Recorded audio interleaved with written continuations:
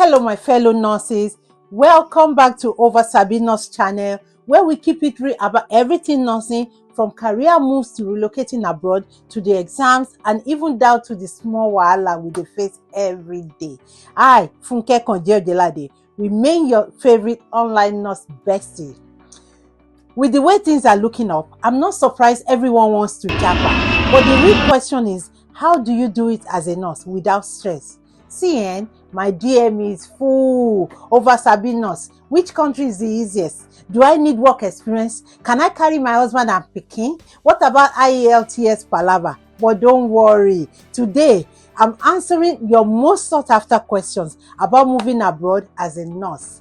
No long talk, no confusion, just straight facts to help you plan your relocation. However, before we start addressing this question, kindly click subscribe button. In fact, why am I still telling you people to subscribe? Don't you like the insightful tips you're getting on this channel? Oh yeah, subscribe and let's start. Oh.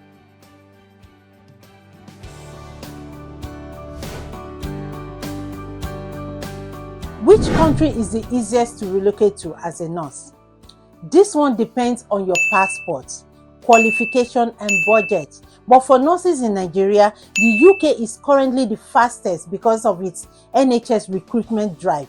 US and Canada are also great options, but they have longer process. And let's not forget Australia and Germany. People are sleeping on those two. No dulling on them. Oh. Do I need work experience before relocating? The most famous "can I japa as a fresh graduate" question. For the UK, they accept nurses with zero experience as long as you pass your CBT and OSCE exams. In the United States, you need at least 1 year hospital experience, but it depends on your sponsors. While in Canada, experience also helps, but it's not a strict requirement. Can I bring my family when relocating? Why not? Of course, yes, you can. But each country has its own rules. In the UK, spouses and kids can follow and your spouse can work full-time. But as for the US, family can also come, but it takes longer. The processing takes longer. And in Canada, you can bring them too, but it depends on your visa sponsorship option. Which country pays nurses the highest? Hey, money matter, oh, na so money, oh, money. Okay, so let's break it down. The US pays the highest, but the exam and the processes wahala dey. The exam you have to do, the processing and all that. So Canada also pays well, but they tax their workers heavily.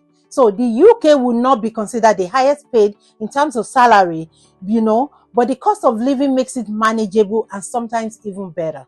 On the other hand, Australia pays well, but fewer people are applying, so you can start considering Australia if you're not scared of big reptiles, the crocodiles, kangaroo, and and all that. Can I change my specialty after relocating?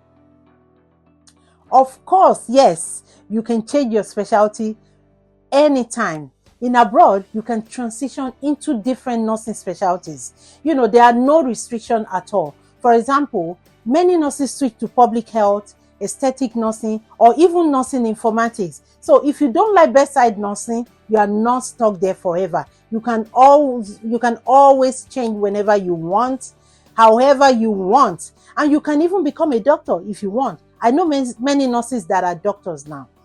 Can I relocate as a nurse without writing IELTS or NCLEX? I wish I can come with better news for you, but the reality is most English-speaking countries require you to take the IELTS exam. And I know IELTS can be frustrating, but it's not hard to pass. If you have the right resources, the right reading method, and good strategy, you can easily ace this exam in one go. However, some UK parts will let you use OET instead of IELTS. On the other hand, NCLEX is a must for the US, but for the UK, CBT. So it really depends on the country you're considering relocating to. Have you written IELTS or NCLEX before, or CBT? How was your experience? Let me know in the comment section. I hope you've been well informed And this video has answered some of your burning question about relocating as a nurse. But trust me, there's plenty to unpack. So if you have more questions, drop them in the comments and I'll answer them in another video. Remember, relocating is a marathon. It's not a sprint. Plan well, stay informed, and don't let anybody put you under pressure. Don't let anybody pressure you. Don't find yourself in a sticky situation. You have to plan. So don't forget to like, comment, and subscribe, and turn on the post notification so you don't miss out on any helpful content like this. And share this with a fellow nurse who's thinking of jackpotting. Remember, Oversabinurse got your back. Okay? Always.